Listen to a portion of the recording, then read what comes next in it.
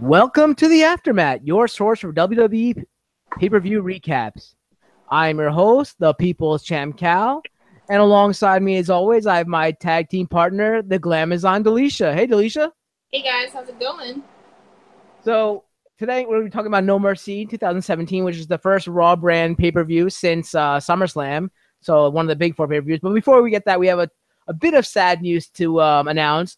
Our third member of our stable, the Hitman Eric, is unfortunately leaving the show AfterMat because he's got a lot of stuff on his plate. He's got his sister's wedding coming up. He also does a few other shows, and he just can't find time for this because he's lost his passion for wrestling. And I agree with him in some ways because the product has staled since we've been watching it since we were kids, since like back in the Attitude Era, even before that. Him and I are about the same age, and we've been watching since like Hulk Hogan days and stuff like that, through the Attitude Era, through Ruthless Aggression and all that kind of stuff. So it has taken a huge hit since we've been watching since kids. So I can understand that, but he's still going to try to make it for the big four pay-per-views such as SummerSlam, Survivor Series, and most importantly, he loves Royal Rumble and WrestleMania. So he's going to try to definitely make it for those two. So, we hope to see him for those, but I can understand what's happening, how he feels about it and stuff. And, we wish him best in his future endeavors because he's got a lot to go on and like to do. And I'm hoping we'll see him at Royal Rumble when I go there. And I know I'm going to see Delisha that weekend. And since they both live in Philly, it's going to be great to see all of them get together for our team and maybe do a little show there as well. But I guess that's pretty much it for the bad news. We'll hopefully see him soon. I'm sure you'll see him tweet and stuff about wrestling when he can. So make sure you follow him at Koch. That's Koch, as he would say, 200. So that's pretty much it. So before we get into the actual pay-per-view, how did you feel about it without giving out your grade or anything? How did you feel about the pay-per-view, Delisha? So it wasn't like terrible. There were definitely some ups and downs with the matches, but overall, it was all right. There were definitely some matches that were highlighted to me that were some of like matches of the night.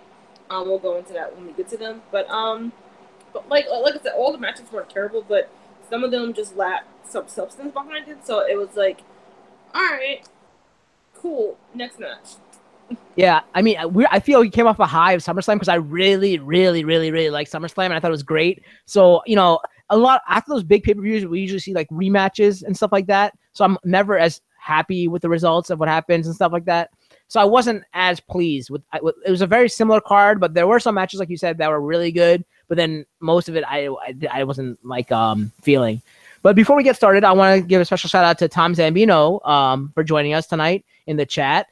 He actually brought up a question prior to us starting. He tweeted at us and asked, what is the worst nickname given to any wrestler or anything like that? And he said, for his answer was Lunatic Fringe, which is Dean Ambrose's nickname. So I wish he actually had this question for Great Balls of Fire, because that was the worst ever name for a pay-per-view itself. So I wish that would have worked well with that. But for you, who do you think is the worst nickname for a wrestler? For my choice in the when he asked the question was No Way Jose.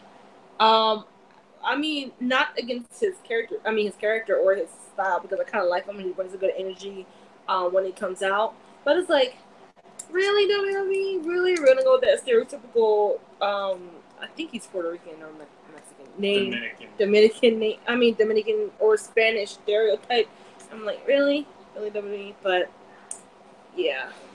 I didn't like it. It's funny when you told me his name, because we documented, we went to the NXT pay-per-view prior to SummerSlam, and you're like, oh, that's No Way Jose, and I'm like, wait, that's really his name? Remember my reaction when he told me his name, because I never heard of him. I don't watch NXT like you, and when he told me his name, I was like, that's got to be the stupidest name I've ever heard.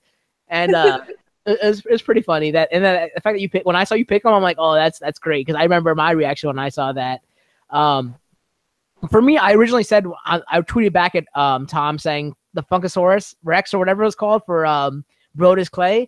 But then I thought, more like as soon as he said Lunatic Fringe, Dean Ambrose, he teams up with Seth Rollins. And Seth Rollins' new nickname is the Kingslayer, which pisses me off so much being a huge Game of Thrones fan. Jaime Lannister is the Kingslayer. Even though he doesn't like that title, he is the Kingslayer. And, I know our boy Eric would also call Brienne of Tarth the Kingslayer, but, there's no justification for that. Stannis is not the rightful king or anything like that. So let's put that out there. And he's not even here to defend himself anymore. So I guess that's a low blow. But yeah, so Jaime Lannister is a true Kingslayer, but he doesn't even like that title. But to call it Seth Rollins a Kingslayer just because of what he beat Triple H. Come on, the King of King. I don't believe that. Beat Jerry the King Lawler, beat Harley Race, and beat Triple H. Then you could be called the Kingslayer. Not right now. And as you know from my other show, Night's Watch, I am the Cal the Kingslayer. So he's in a long line of Kingslayers, and he's down there. And they didn't start calling Randy Orton a Legend Killer after he punted one person. It was like after the second or third person, they started calling him the Legend Killer. So exactly makes sense.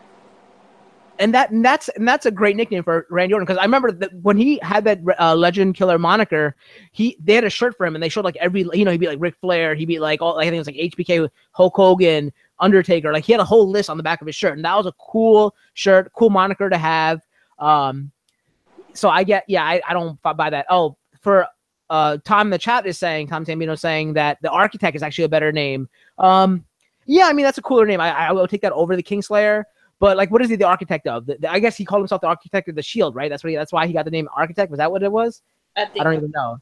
So that is definitely a better nickname. When I think of Architect, I think of like the guy from the Matrix, the end of the Matrix 2, I think it was.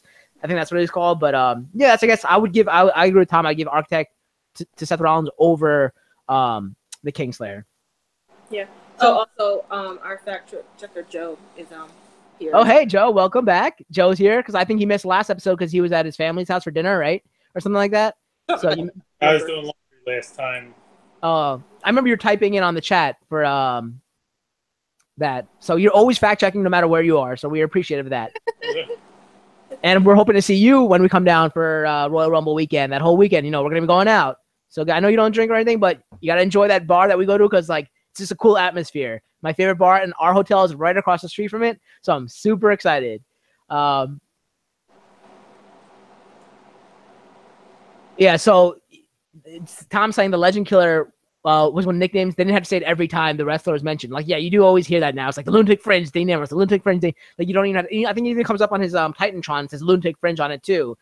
So like they say it so much. Like the nickname shouldn't be used as much as it is nowadays. Like that's what Tom's pointing out. They like to overwhelm you with their character's name and gimmick nowadays. But you know why though? Because it's merchandising. They want to do it for merchandising's sake.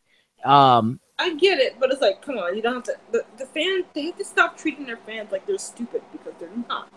Right, but we saw from a few endings from like the last two pay-per-views ago, where like, oh, they're showing that how like the fans are trying to show that the fans are stupid by the way they ended certain matches, and I'm like, that's just that you shouldn't be doing that, and they just continue to do it. And I guess they're trying to, it's TV, what is it, PG now, whatever it is. So like they gotta like, kids are not gonna be as quick to pick it up, but nowadays kids are very smart. They're all using iPhones, iPads, and all that. So I wouldn't be surprised. They don't need to be like this blatant with their message kind of thing.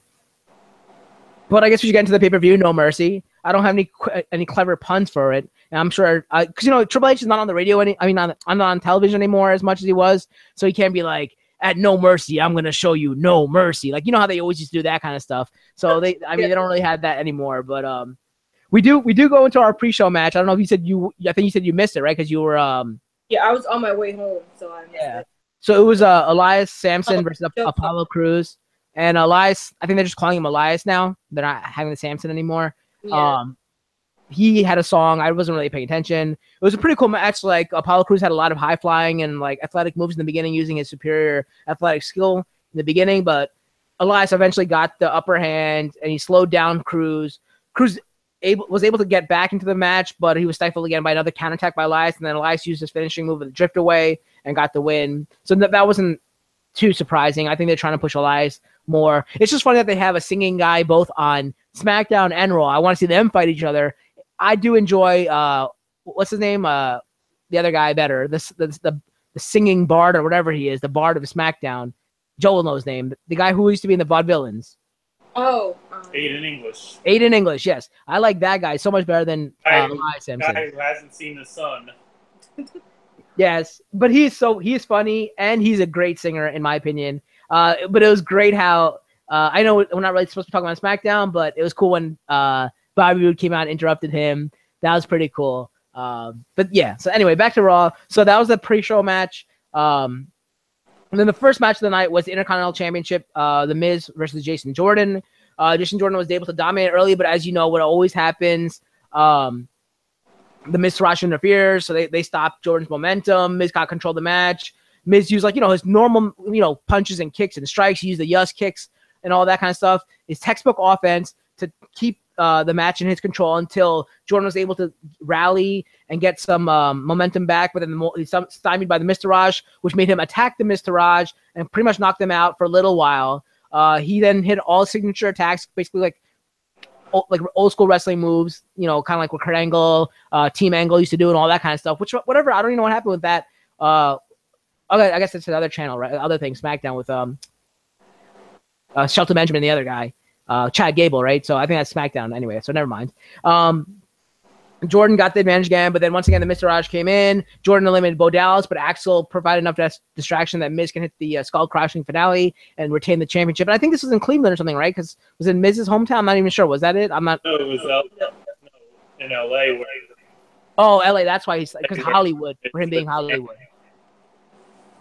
Where Miz is advertised as hailing from, because he doesn't like Cleveland anymore, apparently. Yeah. So he's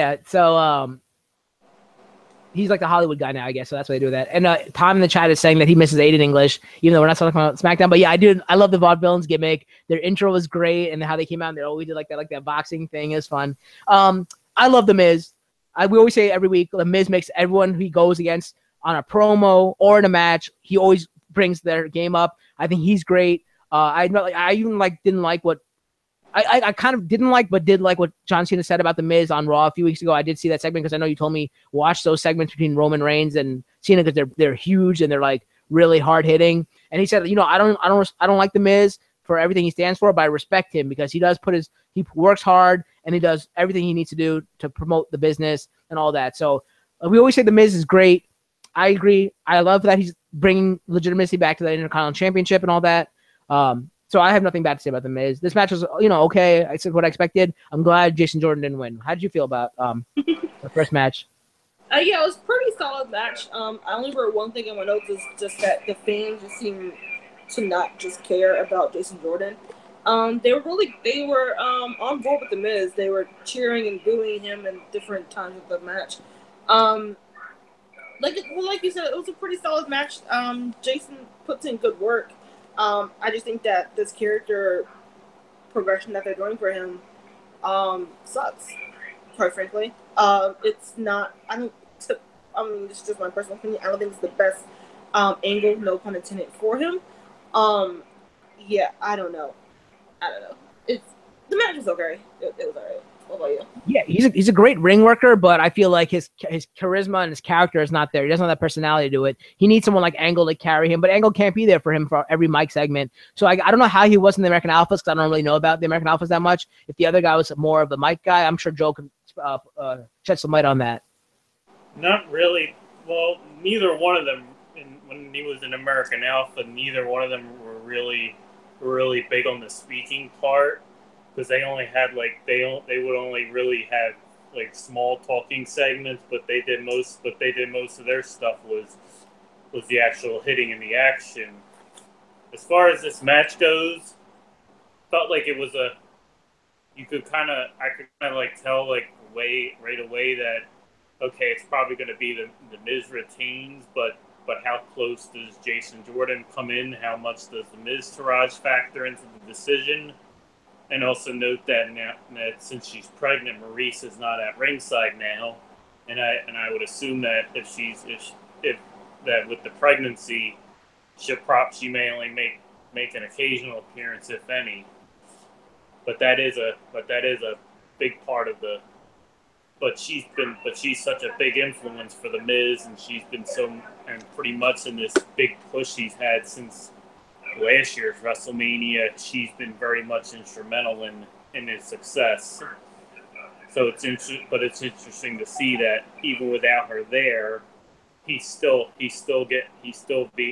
very successful, and that the Miz Taraj is very much paying dividends, and it's pushing these, and it's bringing Dallas and Axel, two guys who were kind of lost in the lower mid card, given them some relevance that hopefully that there's a payoff for them in the somewhere down the line, whether it be them turning on Miz, which I guess would eventually happen, or if maybe they'll eventually win the tag team titles, and if Miz still has the IC title, they'll form a dominant stable. Match itself, getting back to the match, I mean, there was parts where you felt like maybe Jordan could win, but then every time you think he'd win, the Miz would basically find a way to stay in the match, and then of course at the end of it, once the Miz Taraj really factored in and really got Jason Jordan frustrated, Miz was able to capitalize, and then after the match, they have Renee Young go out there and interview Jason Jordan, and Jason right away is already asking for a rematch. And seeing as what happened here, I'm figuring that if there is another match between the two of them for the championship, there's going to be some kind of stipulation, whether it be Miz Taraj is banned from ringside, or a steel cage match, or whatever. Yeah, we know that the Miz segment is opening Raw, which is probably going on right now as we speak. And I can all but assure you that Jason Jordan's going to come out and complain, like you said, and they're going to have another rematch and have the Mr. Raj banned from ringside or steel cage, exactly like you said. And unfortunately, I hope they don't have Jason Jordan win, because, like I said, he's a great in-ring worker, but he has no charisma. Like even Tom says in chat, he has a character. What character? Like, yeah, he does not have any character whatsoever. So I do agree that they're probably gonna have a rematch with banning the Mr. Raj, but there should be no reason for Jason Jordan to win because he doesn't deserve it. Miz is making that title prestigious again, and that's what we want. And also, like, another thing to add about the whole Jason Jordan thing, it's quite clear that the WWE universe is not buying the whole he's Kurt Angle's forgotten son, and also the fact that it seemed like, especially at the beginning of the match, I mean, I basically wrote on Facebook, it's like, seems like in this match the face is the heel and the heel is the face because of the way the fans were really cheering for Miz early on, and they were kind of booing Jason Jordan. Although I have to say that, getting back in Dome with sticking with Jason Jordan, the thing he really needs right now is a heel turn to basically really solidify, to really bring out his character, to really give him that edge factor, give him a character that he can really work on. Because now right now as a good guy baby face, he's not as able to do as much, but I feel once he makes the heel turn, whether it be a heel turn with Kurt Angle, or he basically turns on Kurt Angle, saying he made up the whole thing about him being Kurt Angle's son, just to use Kurt Angle to get onto Raw and get ahead. It's definitely a Jason Jordan heel turn would definitely be something that would really benefit him. Definitely, from what we saw at the end of the segment too, he kind of looked like he was trying to turn heel, but he couldn't do it. His charisma just not there. Tom in the chat is also saying that he's predicting a submission match between Miz and Jordan wins with an ankle lock. He's guaranteeing it, in fact. So he's saying it's true. It's damn true that it's going to happen. I don't know. That'd be cool. I could also see the heel turn, but what about a heel turn by Angle saying hey, you don't deserve the Angle name. Maybe Angle's a referee in a submission match, and Miz taps or is about to tap, but Angle attacks Jordan and puts the ankle lock on him or something like that and says, you don't deserve to have my name. You don't deserve to be. You have nothing that shows me that you can handle what I, the spotlight or whatever, and then that sets up a match between those two. Maybe, I don't know. That'd be cool to see as well. That'd be interesting, because WWE, they don't like to keep two faces as GMs for long. And I don't see Daniel Bryan doing anything heelish for a while. So yeah, why not? And Angle's a great heel. He's always been a great heel because everyone always gets behind him too. So I don't mind seeing that as well. So we have 3 different predictions here. We'll see which one pans out. And plus if Angle does turn heel, then the fans will still will chant "You suck" even more. Exactly. And we've been saying that a lot lately. And when we went to NXT, we didn't know who the heel or who the face was because like I always say, fans are marks. They'll always cheer for the bad guys, so we never know who's who. So let's move on to the next match. We spent a lot on the first match. Finn Balor versus Bray Wyatt. I know this is Delicia's favorite match of the night because we talked about it as the match is going on. This is the return match from SummerSlam, as we said, but it deviated from the Demon King versus the Eater of Worlds gimmicks. They were instead supposed to be man versus man, but Bray Wyatt's never going to hold his word on his word, so he starts attacking Finn Balor prior to the match. I don't know what makes the difference between the Demon King versus the man Finn Balor. It's the same guy, just without dreadlocks that come out and without the cool entrance. He still has a cool entrance, but he doesn't do the crawl and the face paint and all that kind of stuff. Bray Wyatt, pretty much dominated the early part of the matches by using his power and doing cheap shots, like cheap attacks, like attacking before the match. But then it's overconfidence got the best of him, which allowed he was moving at a slow pace, mocking Finn Balor a lot. Finn Balor got met the match, unleashed a lot of attacks, strikes, and all of that, kind of like strong style stuff. Hit a lot of drop kicks, and then he finally hit the coup de grace to win. So what we like about Bray Wyatt, or at least I do, and Finn Balor, it's the ring psychology. I always say they're great workers in the ring. Both of them are great workers in the ring. Bray Wyatt definitely has a better personality on the mic than Finn Balor. But just the ring psychology of the two, the Demon and the Eater of Worlds kind of thing, is awesome to see.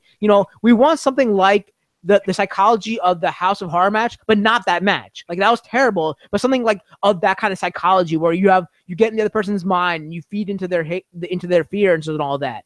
Like the movie It, like having that kind of aspect, but in the wrestling ring between two awesome characters that have been created by the WWE creative team in a way. That's what I want to see. We didn't see that because we had the man versus man match, and it's still great. I think it was a great match because they're both great workers, but it didn't do anything for me otherwise. What about you? How'd you feel? I know you were bored throughout the match. I'm going to say this. The most interesting part of this match was the fact that Finn Balor had on blue attire instead of black. Yeah. But I do like them both individually. You said it all. It's because they both bring a great ring psychology, and they both put in good work. It's just that the creative team behind these two storyline has been lackluster, and I just haven't been interested. And that's a bad thing for Finn Balor and Bray Wyatt, who's supposed to be the future of his company at some point. So, this was a former Universal Champion to first Universal Champion of Raw. Never lost the championship. Again, lost. And since him coming back from injury, he has not hit that top like he did before. And it's making me very worried. How about you? Any thoughts, Joe? It's kind of like the match itself was. I thought it was interesting that that before the match even started, Wyatt basically attacked Finn Balor and almost rendered him unable to compete in the match. But then he got on the mic and started basically egging him on, and then you could clearly see that Finn wasn't going to go to the back, that he was going to charge at the ring and just go after Wyatt.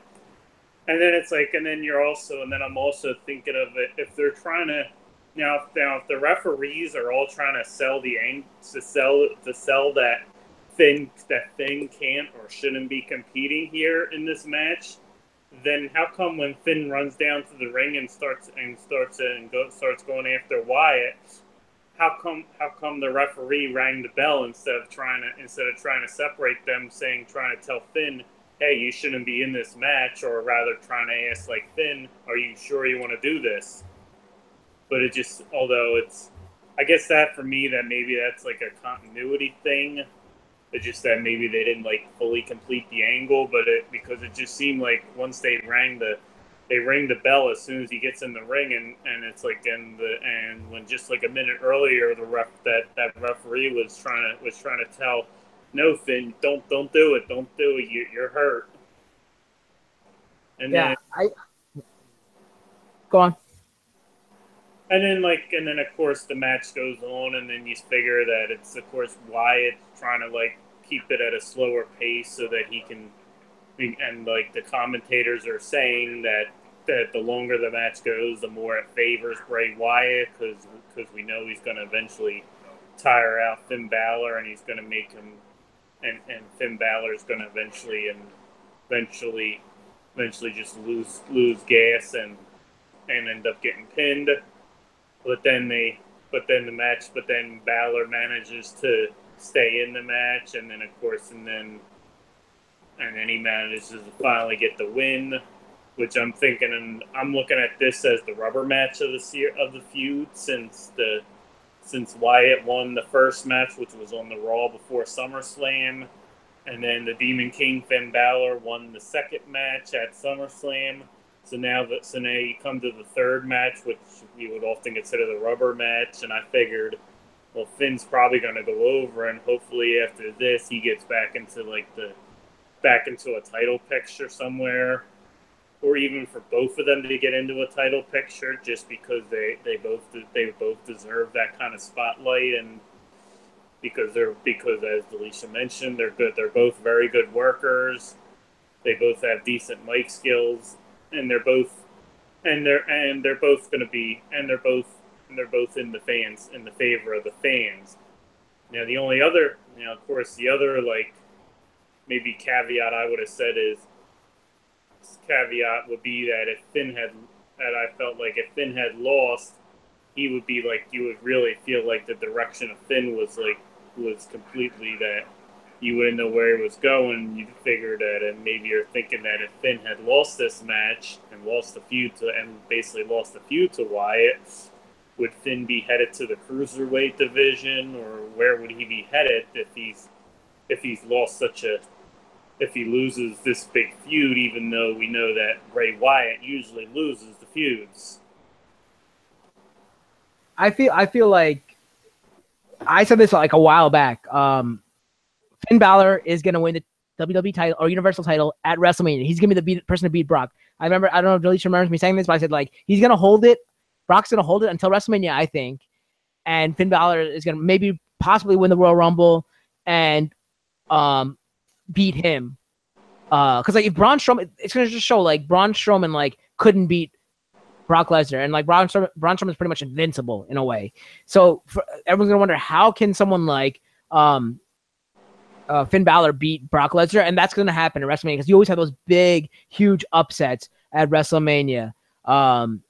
So I feel like if he has a good chance of winning the Royal Rumble and going on to WrestleMania and beating Brock Lesnar. That's what I've said since, I don't know what, maybe I said this right after WrestleMania, actually. They were our first episode, possibly, but it's definitely on record on one of the AfterMats of me saying that. So I'm saying it again now, and we'll see if that happens. So I guess that's pretty much it for that. I don't know, Dilly, do you have any more thoughts about this match before we move on?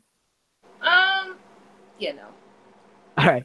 I know you weren't really too happy about it. Okay, so the next match, I really enjoyed. In a time where we always said that the WWE tag team division has been very dormant and nascent, we are having such a good surge. We've been saying this for the last 4 or 5 AfterMat episodes. One of our favorite matches of the night has always been the tag team matches, especially the tag team championship match, because beat the Hardys, beat Sheamus and Cesaro on SmackDown, beat the Usos, the New Day. Those matches have all delivered. And we've been saying for the longest time, there hasn't really been any good tag teams in the WWE for a really, really long time. It's been a stagnant division. It has resurged since WrestleMania. Even prior to WrestleMania, there's been great tag team action, and I'm glad. So the next match was the WWE Raw Tag Team Championships, where we saw Tom Zambino's favorite nickname, the Lunatic Fringe, Dean Ambrose, and my favorite, the Kingslayer, Seth Rollins, against Sheamus and Cesaro. I remember saying this to you, texting you right away. I love their gimmick, Sheamus and Cesaro. I love their entrance that they do when they come out. The thing where they do the thumbs and raising the "We Are the Bar" or whatever it is, and all that. I loved all of that. It was a great match right from the beginning. Ambrose was incapacitated by Cesaro swinging to the steel steps. And these guys never give up. One thing you have to say about Ambrose and Rollins, they never ever give up. They're like little dogs. You kick them away. I would never kick a dog, but the ones where you have on the biting on your pant leg and you're kind of shaking it off. That's kind of like Rollins and Ambrose. No matter how much you shake them off, they still come back and they bite you on your ankle. And that's how I see them. And Rollins just kept trying to get in the ring. Ambrose was getting beaten down by great double team moves by Cesaro and Sheamus. Then we had the catapult by Ambrose that sent Cesaro flying into the turnbuckle and ring post. And I heard, like, I think it was Corey Graves said, like, oh, did his teeth just fly out? But, they always say that kind of stuff. I didn't realize his teeth really flew out until, like, I saw the next image of him zoomed up on his face and the blood was coming out and he had no teeth. I'm like, and I texted you right away. I'm like, oh my God, Cesaro. Like, they always say, like, oh, he knocked a tooth loose. They always say something like that when someone's spit goes up in the air. But this actually happened. His teeth came out. That allowed, like, Rollins to come into the ring and unleash hell. But then, they had great tagging by Sheamus and Cesaro to come back in and forth to keep the momentum. And one of the greatest moves we saw in that match was, I think, Sheamus hitting the white noise on Ambrose, and then Cesaro hit the powerbomb off the top of Rollins onto Ambrose, who's on the ground. That was a great maneuver, probably the best thing of the night, in my opinion. Unfortunately, that took a huge toll on Ambrose. I mean, I wanted Sheamus and Cesaro to win. It took a great toll on Ambrose, but Ambrose used that to his benefit by pretending that he was so dead that he just fell over before a Bro kick, which fooled Sheamus. Sheamus came in to, like, mock him, but he got rolled up into a pin. Thank God he didn't win there. But then he was on the receiving end of the bionic knee, or whatever the hell you want to call it, the ripcord knee, he calls it, by Rollins, right into a dirty deeds by Ambrose, and they got the 1, 2, 3. So unfortunately, these two idiots are still the tag team champions until they eventually fight each other, because they're gonna, that's gonna happen. But credit to Sheamus and Cesaro, because they could always hold up. They're like the Miz, man. No matter what, they always put on a good match. Just like the Hardys, who I always say I don't like the Hardys, but they always put up a good match too. I love the tag team division now. I love it. What about you? Yeah, this is I still haven't decided, but this is vying for one of the matches of the night. I'm still stuck between this and another one. I'll come to a decision by the end of this podcast. But yeah, this was really a great match. They got great high spots, just great wrestling going on this whole match. And, like, literally when Cesaro did that spot off the top rope with Dino, I thought it was over. I was like, oh, they're getting the belts back. Nope. But I'm curious as what they are going to do with Cesaro and Sheamus, because they literally lost these last couple of. They haven't been on a great upswing since they lost. Every match they've lost is Sheamus is the one who's been pinned. I've noticed something like that. Oh wow. So yeah, I don't know what direction they're gonna go in.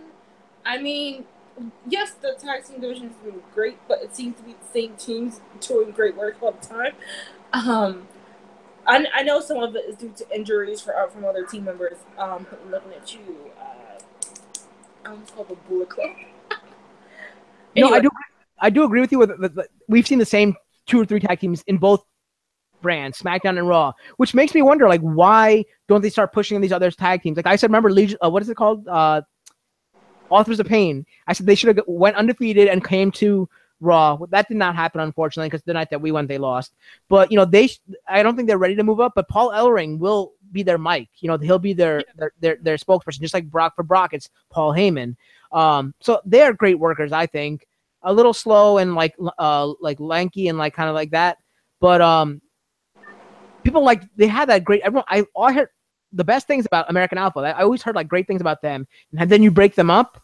Vaudevillain's broken up. They don't do anything with those Ascension guys, because Tom said in the chat, the Ascension should be doing something. I love their thing with the Fashion Police. That's awesome with the that. I heard Primo and Epico are making a comeback. You also have the Fashion Police. You have all these tag teams, and there's the other ones that are just like American Alpha, but I can't remember their names. There's something like that. Then the Bullet Club as well. Which ones? Gallows and Andrews? Yeah, Gallows and Andrews. Yeah, the Bullet Club, but there's another one that's just like American Alphas that confused with them. I think they're on SmackDown, though. I can't remember their names. But they're just like American Alpha. I can't remember. Whatever it is. Anyway, yeah, so yeah, go ahead with what you're saying. I know I was just agreeing with you. It's just the same tag teams, but we have so many more that could come up, but they don't. Yeah, I would love. I mean, I love tournaments, so I would love to see a good tournament going around. I mean, they've been doing so well with these like special tournaments on the network, with like the Mae Young Classic and the Cruiserweight tournament.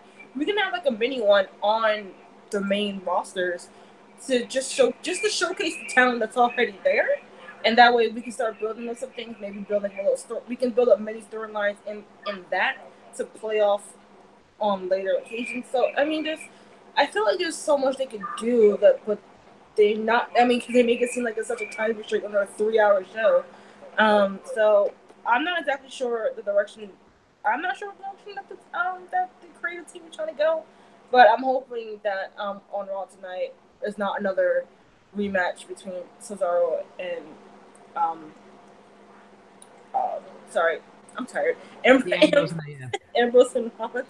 Like I'm just hoping we don't get another match between those. Like even I would even consider a match between Gallows and Harrison because they're not doing anything but calling people nerds.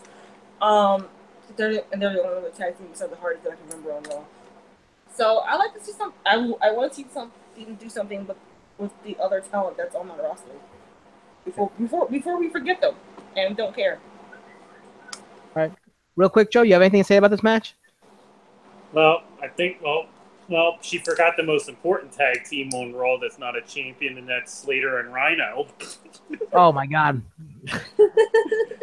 but but I'd say this match was very good. They didn't mean there was nothing was left unturned here.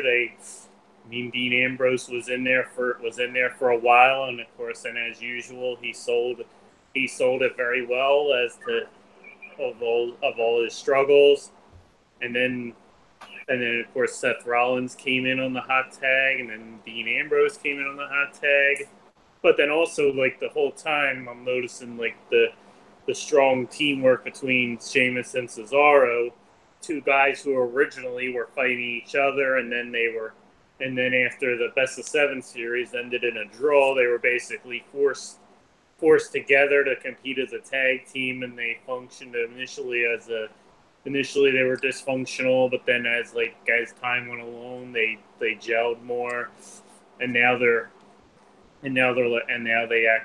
perform as a well-oiled machine. And the only bad thing I see going on right now, which is kind of what Alicia alluded to, with Sheamus being the one that's gotten pinned the past few times, is that apparently Sheamus is supposed to be taking time off to film a movie soon. So that tells me that maybe there's a possibility that maybe they'll end up doing a Sheamus injury angle, or maybe Sheamus will just walk out on Cesaro and be all upset, and then you don't see him for a while, and then eventually he comes back At the Royal Rumble. like nothing happens. Or although you also got to figure like they would have to, if they're gonna break up Sheamus and Cesaro for more than just, and they're gonna do more than just a movie, that you would figure that if it's just for the movie, they would probably do an injury angle. Whereas if it was like if they were going to be like breaking up for like good, it might be like a combination of a injury and injury and a swerve, with maybe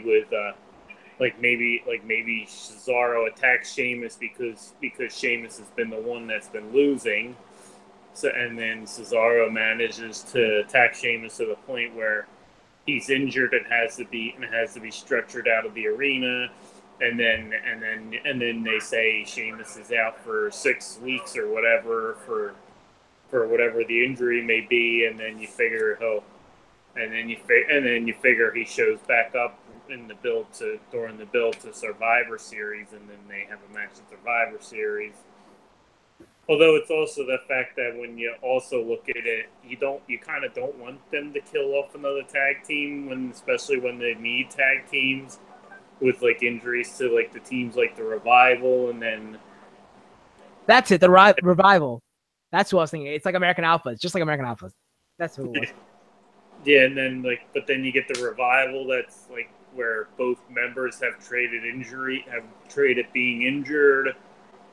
And you wonder like how much of a push are they going to get once they're both healthy again? Or, I mean, are they going to be treated like the top guys that they claim to be, or are they going to be another descent, or are they going to descend like the Ascension? And then also you gotta look into other areas and figure that if Ambrose and Rollins will eventually lose the titles, and eventually Ambrose is going to turn on Rollins. So So so you figure that's in there down the line, and you're wondering, like, well, who could possibly succeed them as the tag team champions? And it's really, and if you really look at it, since the revival's not in play right now, it's really very much up in the air because there's just like not a lot of, because it's always the same teams that are competing for the championship, and unless they bring somebody up from NXT that would be able to, that would like fit the bill to possibly be the ones to take the titles away, then I kind of just see it being like another case of where the titles just get passed on to another team that's really already had them, and then they end up, and then you just hope to God that it doesn't end up being another hot potato title situation where they keep tossing titles to another, where they keep tossing the titles like it's a hot potato. We have a huge like promising future for the tag team division. I agree with that, and it's gonna be interesting to see where they go with this. I do agree with both of you that the same tag teams are getting too much airtime, and we should see some of the new ones move in. But yeah, we should move on to the next match because we still have a few more matches left to go. Was another great match. So this, I know, the first of all, it's the Fatal 5-Way match for the Raw Women's Championship, which features my number one WWE wife, Little Miss Bliss. I can't use her real name because my Amazon Echo will go off. Versus Emma, versus Bayley, versus Nia Jax, versus my number two WWE wife, Sasha Banks. And I always say, when you put more than three of these women in a match together, it always falls apart. It doesn't live up to their potential. But I think this is the first time when we had more than three, like a triple threat match, where it delivered. Like they all did a great job.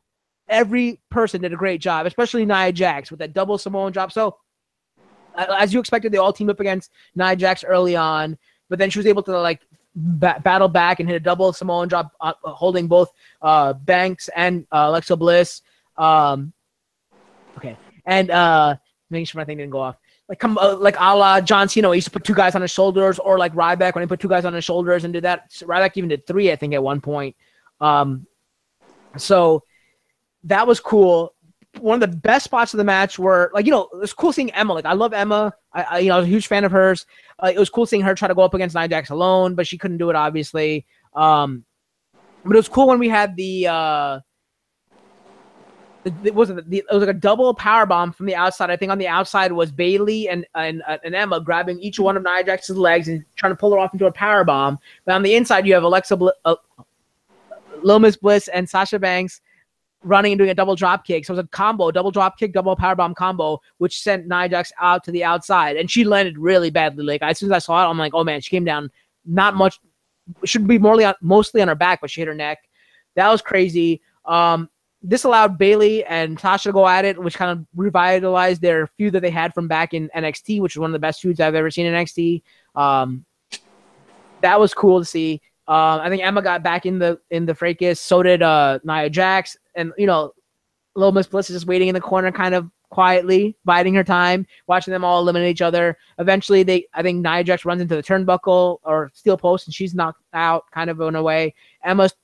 Sasha, I don't know what happened to Sasha, why she was out, but then Little Miss Bliss pushes, I think it was Bayley into Emma, knocking Emma out, and then Bayley eats a DDT, and Little Miss Bliss retains. So that was cool to see. First time, I think, since a triple threat match, more than a triple threat match, where the women actually lived up to the potential. We always say it's the booking. I never blame the women because I think they're all great athletes and they are great performers. I feel like the booking always lets them down, but this time they delivered. The booking delivered. It was great overall, in my opinion. Tom saying it was crazy not to see Emma take the pin, but I think they should probably build Emma up. It's about time some new blood comes in before Asuka comes in the next pay-per-view, which I've been saying forever. And I'm glad it happened. Alicia texted me right away when it happened. She's like, oh, Asuka's moving up. She's relinquishing the title and moving up. I'm like, yes.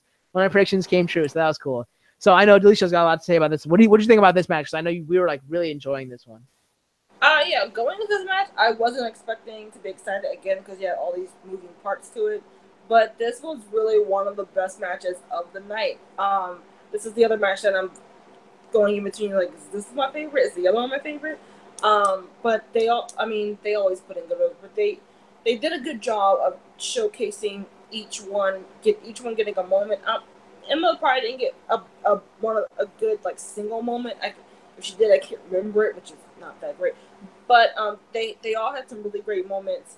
I do like how they're keeping Nia strong without her having to directly lose. I do like that decision, but I'm just waiting for that moment when she gets the belt because I think it's just gonna be so great. And I was texting you last night that I was kind of hoping in between her and Alexa that either she will win and then like she just be like really dominant and then Asuka comes and then we just have like this dominant face off and I think that would be awesome. But that's not what we got. But Alexa will be the one who I think should retain because we can't keep having that title again going back and forth between people after like 2 weeks. So it was a good decision. Alexa's great with the belt and on the mic and just doing what Alexa just does. She's amazing. But it was really a really good match, and I'm hoping to see more of this on the show, not just the people, but on Raw itself, with some good stories behind it. It was a very good match.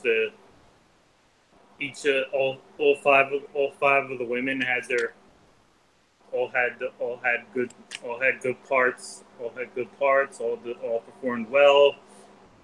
They did as Delisha mentioned, they did a good job of protecting Nia Jax in a way that although she didn't win, they also made sure that she wasn't the one that took the pinfall or tapped out or passed out, and she wasn't, and that she wasn't even involved in the decision. So then, and also I liked how when Nia Jax came back into the ring after that powerbomb time, how like when she came in, she looked pissed. Like she had like real genuine anger in her face that you could tell you could tell that she just wanted to just throw the other four around and just like plain out dominate them and crush them. Oh wait, that's not wrong person, wrong gimmick. But basic. But I mean, of course she had it. But of course they all had their nice spots. I mean, even Emma had a couple of spots, and Emma's like very much underrated. I mean, I've always felt that Emma was good, and then she kind of got lost in the shuffle. A couple of injuries didn't help her case, and now recently they changed her music for no reason at all. So it's like I kind of forgot. So it's like why do you? So now it's like they change her music, but she's not really getting much out of it. But hopefully something will pay off for Emma, and it would also be nice to actually be able to see maybe more than one storyline taking place within the women's division, like having a storyline that doesn't revolve around the title, just so we can at least have. And also figure if the rumors are true that that Survivor Series it's gonna be a 4 Horsemen of MMA versus 4 Horsemen of WWE match. Then you figure that the eventual fallout between Sasha and Bayley is going to be on hold. So you figure those two are still gonna be friends for at least for the next 2 months or whatever. And also I kind of figure that with.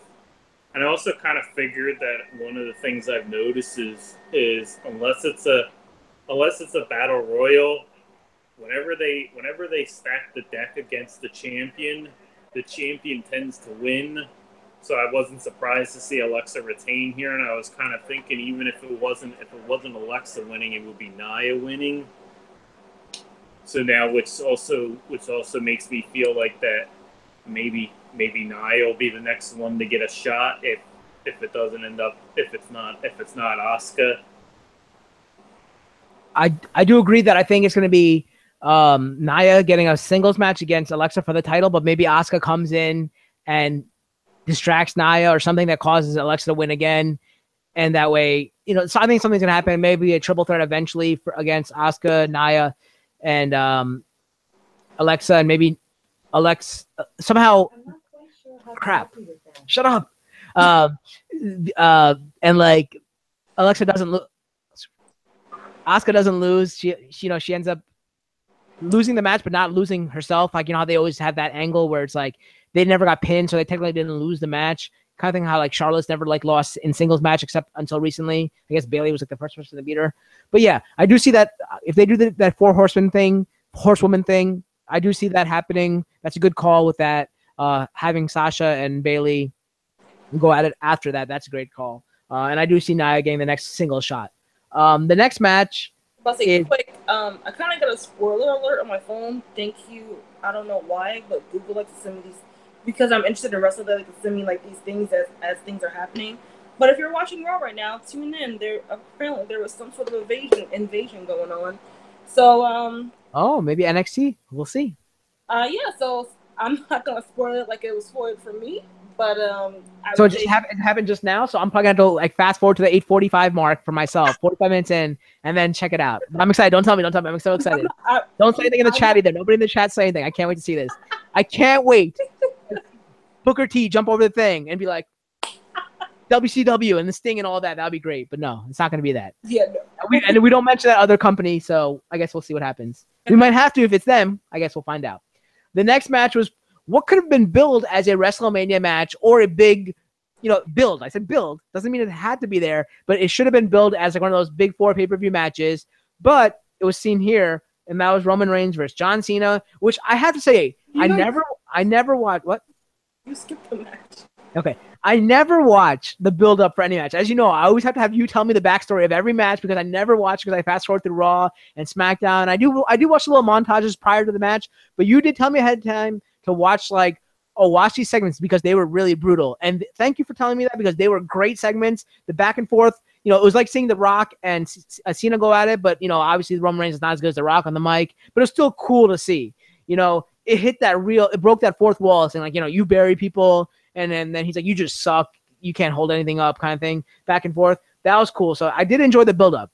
The match, on the other hand, it wasn't the best matches for either of the two. They're both good in-ring guys in a way. Not as good as what we've seen from like Bray Wyatt and all those other guys. We talk about how great in-ring. They're not like that caliber, but they're still good in the ring. Roman came out, hammered a lot on Cena. Cena is like just like Hulk Hogan. He has those moments where he just like hulks up and you can't stop him. C-Nation fights back.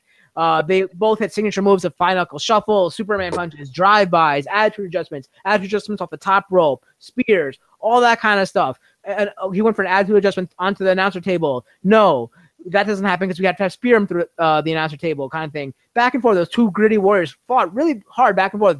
So, the finishing moves up on both parts, but they all kicked out. Then it ends in the most anticlimactic way possible. You have a shoddy Superman punch, not even like a charged up one that he normally does. Like he didn't build his energy into it. He just went like whoop, and hit him, and then Cena was like stunned by it for like 5 minutes, got speared by it, and seconds later, and that sucked. That was it, and that was a pin. Like that was so.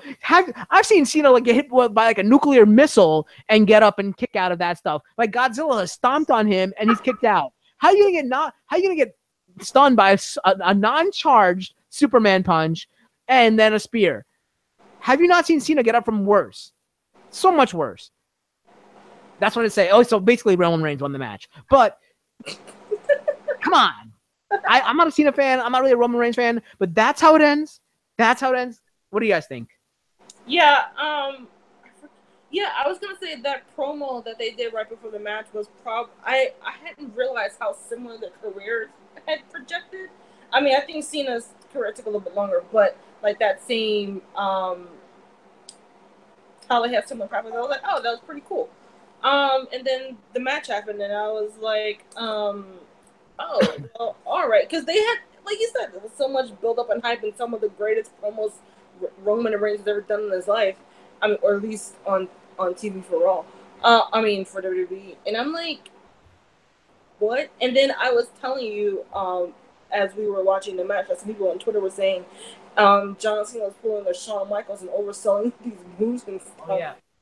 And it's just like, I'm like, did John just give up? I mean, I know they're saying he's gonna go shoot a movie soon or whatever, but it's like, damn, dude, I thought you cared more about this.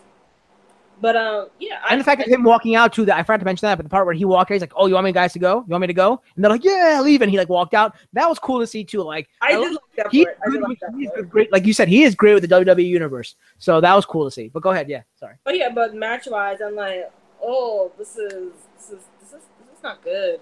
And then like we were saying before, like we've seen Cena just like pull off the miraculous of kicking out, so that's why he got the moniker Big Match John.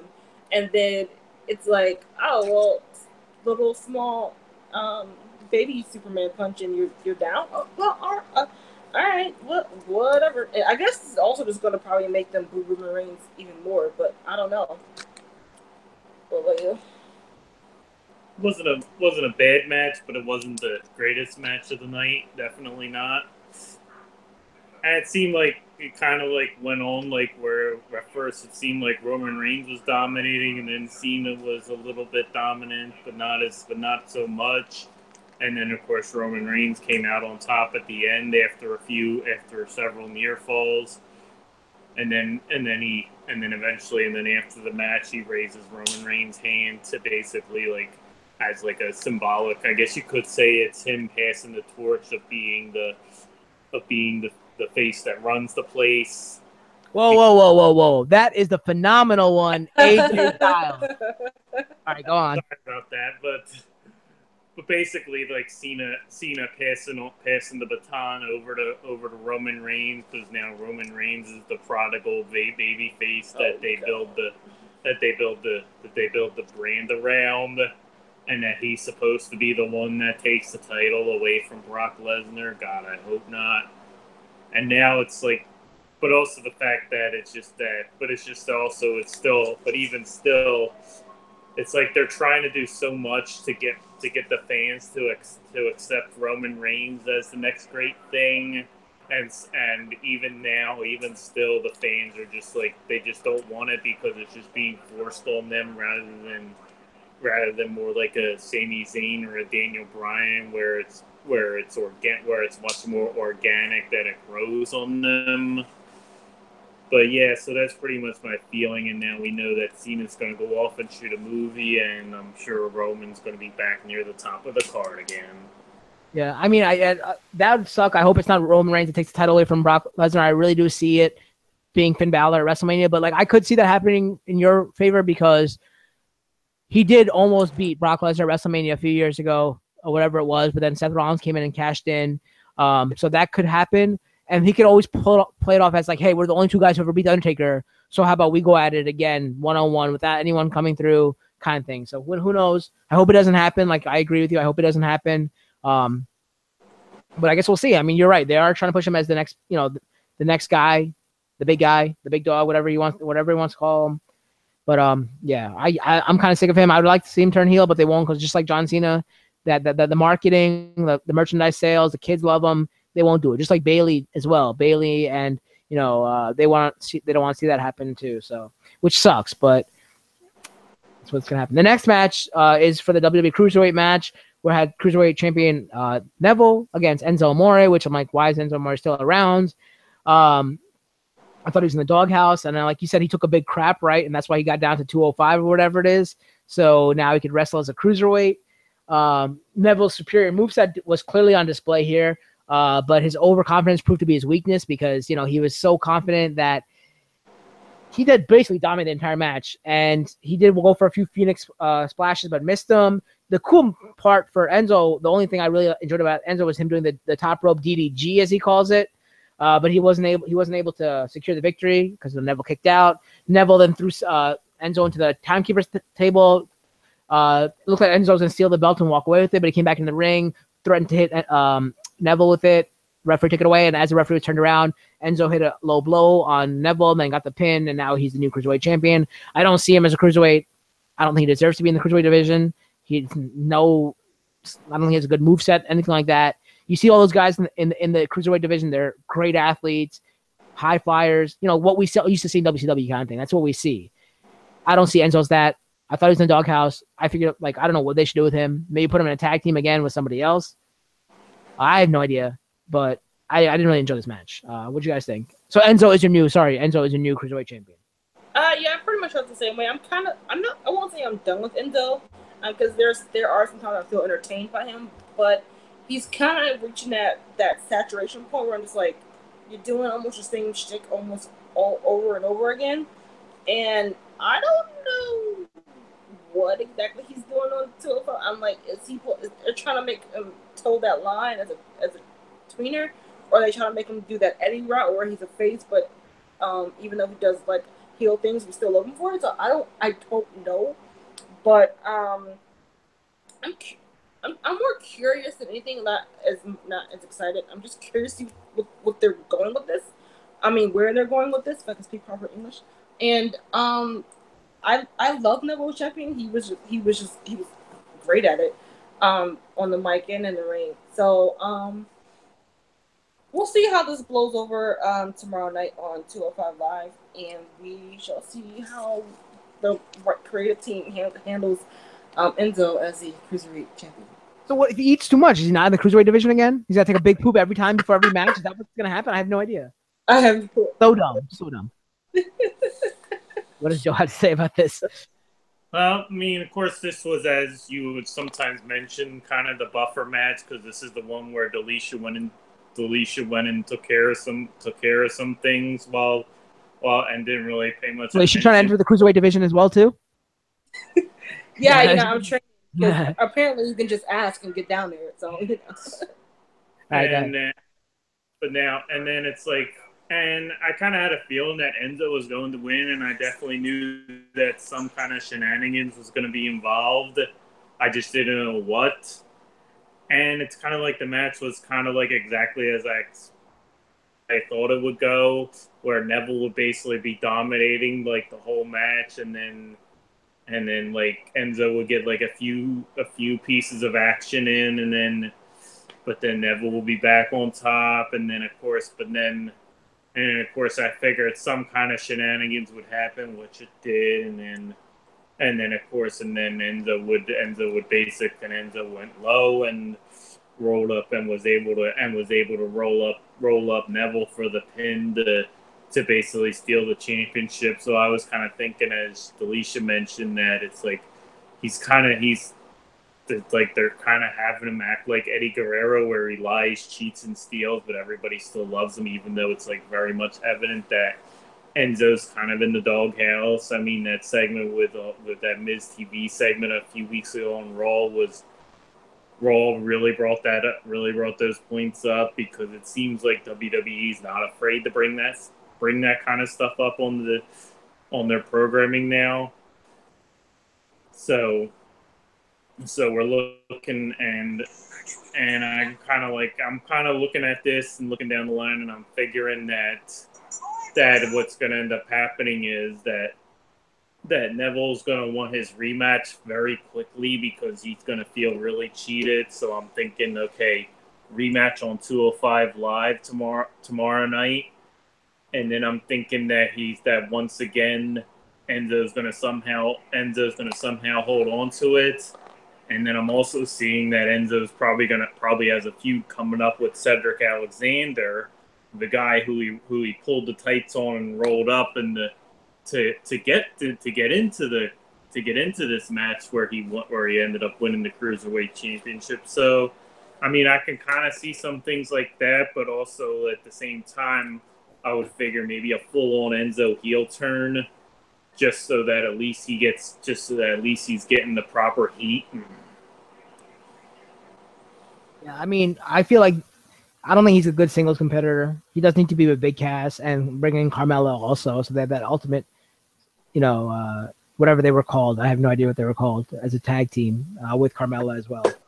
But yeah, so I don't really want to talk about that match anymore, because I really don't like Enzo. I love the Cruiserweight division. I think he's a tarnish and a taint to it. So that's all I have to say about that. The final match is the Universal Champion Brock Lesnar against Braun Strowman.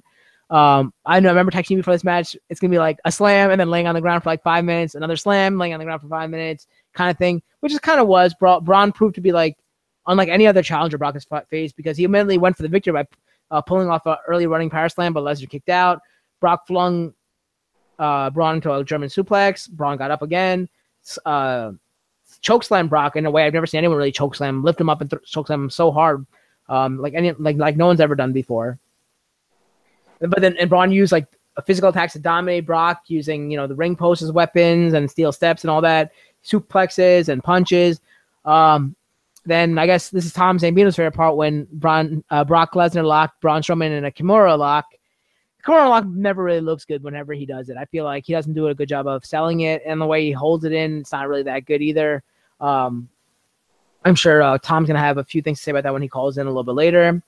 Braun, I was even saying to you, like, Braun was so close to the bottom rope. He's also 7 feet tall or whatever he's supposed to be. Mm-hmm. Why doesn't he just reach out and grab it? It was like he was literally as far as I am for this mic, and he's like, and then he grabs it. Like, it's so stupid. Like, I'm like, dude, grab the rope. You're right there. But then he hit the spine buster on Brock. Brock then continued the onslaught with 6 successive German suplexes. Strowman kept fighting through this. He landed 2 consecutive running power slams, but he was too weak apparently to cover him. This guy came out of a broken like an ambulance that went into a semi truck, walked away from that, but he was too dead after a feeble Kimura lock to put on a pin, just roll over. I guess he can't. He's like a T-Rex. Like, he can't reach ropes. He can't pin people. That's what he is, I guess. So Lesnar was able to kick out of the final weak pin attempt, get up, get a F5, and win the match.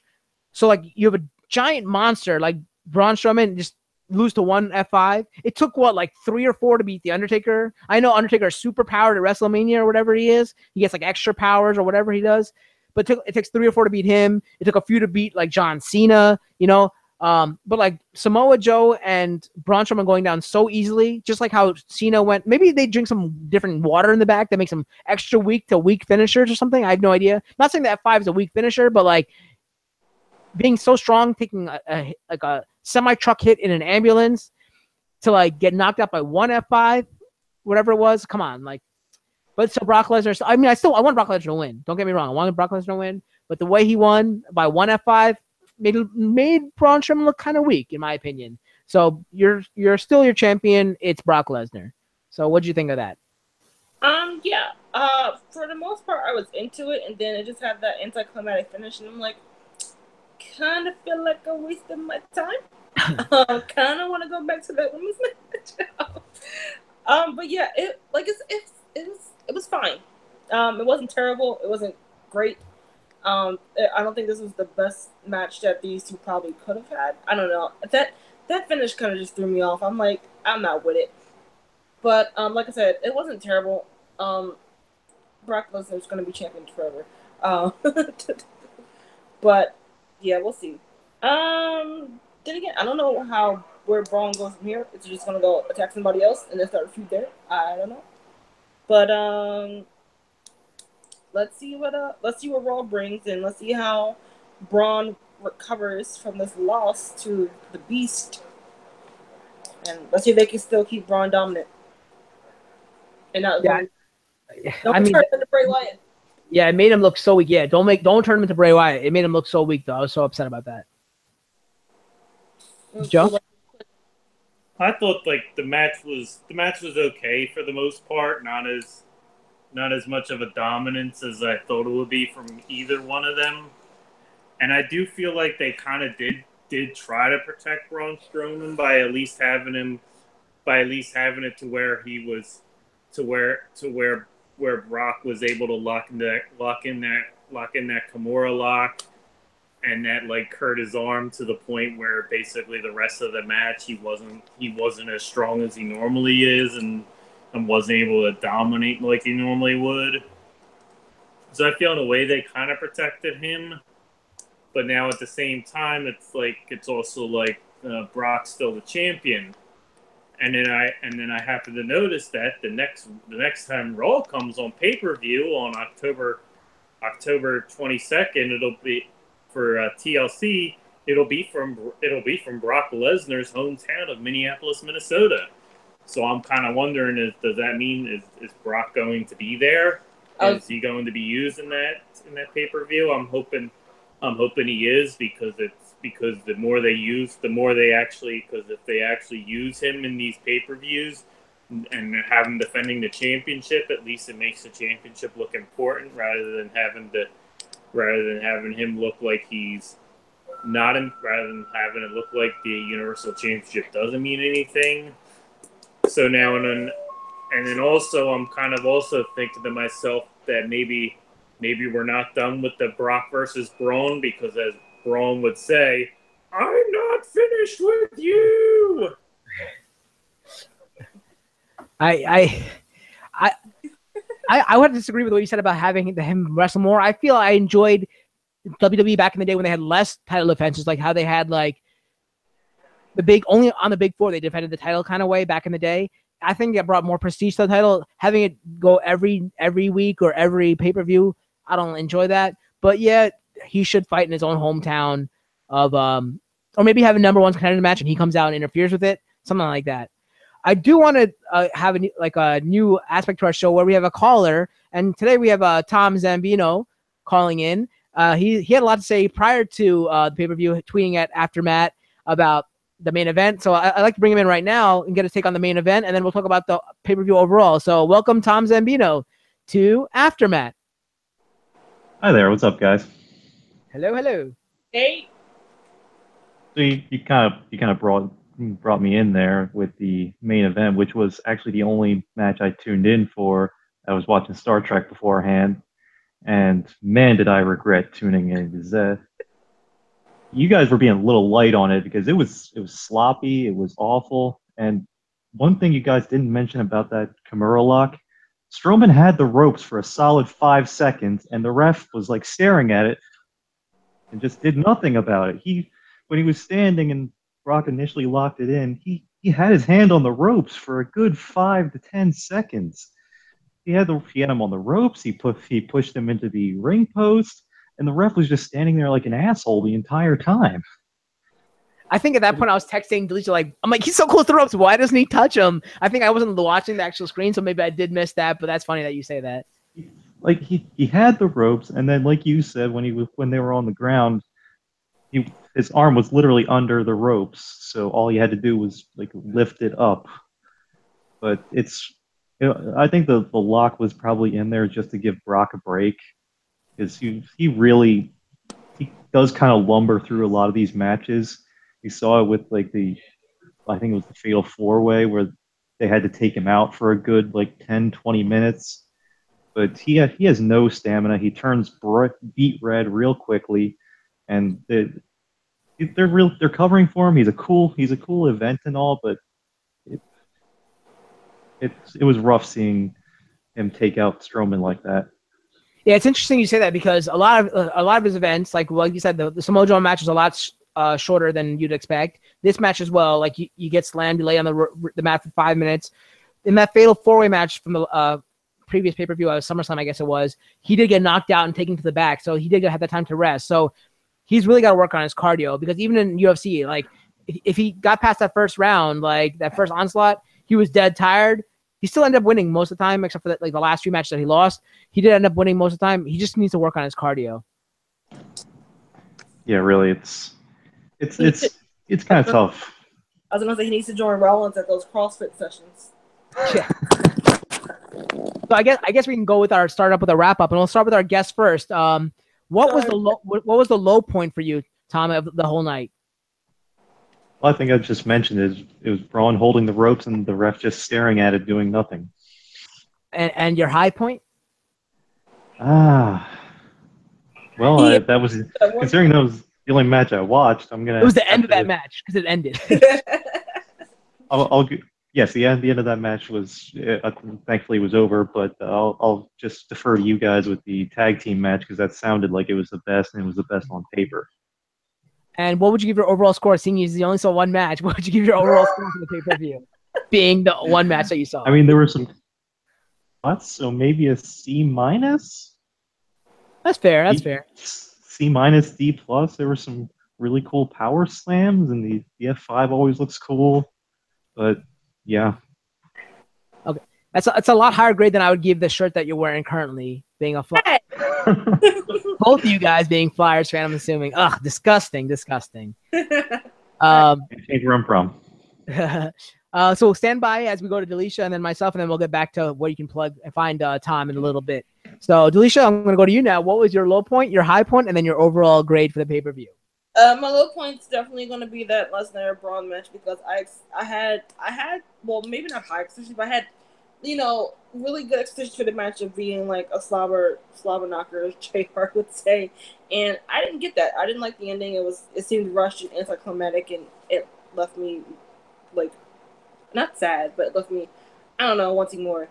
I had blue balls for that match. That's what it was. That's what it was. Um, I'm going to give the high point to that women's match because I didn't. On the flip side, I didn't expect much from that match, and it gave me all that and more. And kudos to those women for making themselves shine like that. And with the tag team match being like that close, if anyone can see me doing that, of being right underneath that, because those two matches saved this pay per view. And your overall grade? I'm probably just gonna get a down the middle C. It was pretty average pay per view, nothing too terrible, but nothing overly great besides the two matches. And with two matches out of what 5 or 4 between 4 and 6 matches, pretty average. All right, I'm going to our fact checker, Joe. Joe, what's your low point, your high point, and your overall grade? I'd say the low point for me probably the main event because it didn't deliver as a main event should. Wasn't didn't have wasn't everything I expected, and quite frankly maybe it went on too long for it to as because you figure these big guys like especially like Brock Lesnar, it doesn't seem like the longer matches really benefit him as much, and Braun Strowman is just like more or less his best when he's dominant. I would say the high point for me is definitely like between the same two matches, Delicia, I'll take the tag team match because there you had like four very great workers. You didn't have any like interference shenanigans, and the ending, and then it ended in a way where it was where you were, and then it ended in a way when it got towards the end, you figured either team could win, and you weren't really disappointed with who won for the most part, unless you didn't like the team that won. I would say the overall grade definitely a C range because it was just like most of the pay per view was average, not really like not much like excitement, nothing like that made you go oh my god. It was just like kind of like all like kind of went as like you would have expected it to go. For me, I would have to disagree with you guys. You guys had the same low points. All of you did, I think. For me, my low point was the cruiserweight match with because I dislike Enzo Amore. The fact that he won the match and the way he won the match because Neville's a great worker. He does awesome stuff. But he's the definition of a cruiserweight. Also, like Tom was saying, Brock is that draw. He is that sell. And I know I know what to expect from a Brock Lesnar match. I said it before it even happened. I'm like, this is gonna be like a slam, and then they're gonna be knocked out for like 5 minutes, kind of thing. Like they're gonna take their time. He needs that rest, like Tom was saying. So I knew what to expect. So I wasn't let down by that match. It wasn't a good match. Don't get me wrong, but I knew what to expect, and I saw what I expected, so it didn't let me down. That's why my low point was the Enzo Amore versus Neville match because I expected more from Enzo and didn't see it. My high point, just like you guys, it was between the tag team match and the women's match. And I'm gonna have to break the tie here a bit, obviously, because I gotta pick one of them. And I'm actually gonna have to go like we've had a great string of tag team matches. And I've always wanted more for the women's division, and they did deliver. So I'm gonna go with the women's match because not only did I get the outcome I wanted, because I really wanted Sheamus and Cesaro to win in that match, and they didn't win, so I didn't like that. But on the other hand, Little Miss Bliss won, and I'm always happy when Little Miss Bliss wins, because that just means I get to see her a lot more and hold the belt, and then she can wink at me when she puts the belt over the top of her shoulder, like she does before every match. Fun fact: Alexa Bliss is winking at me at the beginning of every match, in case you didn't know. So yeah, and like I always say, like these women have so much potential, and they're great workers, and we finally got to see it for the first time ever in a match that included more than 3 women. Because when we always have more than 3 women, it's always just a shit show. They're on the ground for 5 minutes. They don't let them do what they want, and it's always disappointing. But this time, they all delivered. So I'm going to go with that as my high point. Overall score, I'm more with Tom on this one. I'm going to give it a C- because after such a high SummerSlam, which is the last time we saw Raw workers, it let us down. Like it really let us down. So I wouldn't even say it was average. I would say it's below average. I don't want to give it a D because it wasn't that bad. Because we had a few good matches sprinkled in there. But yeah, this was a C- for me. But the next time that we'll have a Raw pay-per-view, as Joe mentioned, is going to be, I think, tables, ladders, and chairs at the end of October in Brock Lesnar's home, Minneapolis, Minnesota. So that's going to be interesting to see the Raw next time, what's happening, how the storylines progress, and the invasion we'll see tonight that Alicia has warned us about ahead of time. So I can't wait to see that. So I guess we're going to wrap up with plugs. We're going to start with our guests first. So thank you, Tom, for joining us and being insightful on Twitter and all your insights and your questions that you had earlier. So I appreciate that. Keep it going. Keep spreading the word about AfterMat. So where can we find you, and what have you been up to? You can find me on Twitter at Rotorator3, on YouTube, just search for Zed Reviews. I'm pretty sure I'm the only thing that pops up. But there you'll find Cars and Popcorn, which we just did an episode last weekend with Devon on Rush, which was one of my favorite movies. It was probably our best episode yet. So if you're going to watch anyone, I'd say that one to start with. But we're going to do another one October 8th, which is not this weekend, but the weekend after. And I'll announce more about who and what soon. I already have it locked down, just kind of keeping it close to the chest right now. I know. Watching that, I was looking for it for the longest time because I looked under your personal YouTube and I couldn't find it. Then I'm like, oh, let me just try to find another way. And I went to your Twitter, and the link is in his Twitter for Zed Reviews. But man, if you're gonna go on that show, be prepared. That trivia is tough. Like the questions you were asking, I'm like, dude, he's gonna ask easy questions about like the movie and stuff. No. How many different engine types are there for this car that was involved? I'm like, dude, I don't know. Cars have 4 wheels and they move. That's all I know about cars. So, like, for him to ask that question, it would be complete guesses for me. Like, I had to ask him. I remember suggesting a movie to him a little while ago, The Wraith, and he was going to ask me to come on, but I wasn't sure about my softball schedule and all that. And if he asked me, I didn't even know what car that was that The Wraith had. I had to ask Tom, and Tom did a little research and got back to me. But, like, I would have no idea for any of these questions that Tom asked. But listen, if you love cars, if you love movies, definitely check out that show. It's really fun. He does a great job with all the graphics and all that stuff. And the trivia is tough, but fair, and it's fun. So if you really like Trivia Man, you got to check it out because they're really, really hard-hitting questions and thought-provoking. So please check that out. And it's always Sundays after Fan Friction. Every other Sunday, he'll let you know the schedule. You can check it out on his Twitter. We retweet it as well, so make sure you check that out. But it's fun. Check out his backlog of episodes so far. I know he's done a Supernatural episode with Ty and Kimber. He did, I think, a Dragnet episode with Ashley. I saw that one. He did the episode with Corey for, what was it, Death Proof, I think it was. Death Proof, yep. Death Proof, yep. So I checked out a bunch of those episodes, and man, it's fun. It's hard. Like, I'd be scared to go on for the trivia fact, but it's fun to watch. So please check that out. You go check our retweets. I retweet a lot of his stuff and all that, so make sure you check that out. So Delisha, where can we find you and Joe? Well, you can find me on Instagram and Twitter at Delisha_Renee. Joe's only on Facebook. I don't know if he'll add you if you try. But if you want to try, it's Joseph Butler on Facebook. He has good tweets about what's going on around our area.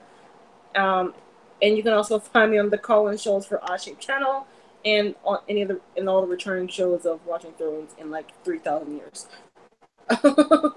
But I'm all around, especially on Twitter and Instagram, promoting all you guys, so you can always find me there. And don't forget, you're doing your writing thing, aren't you?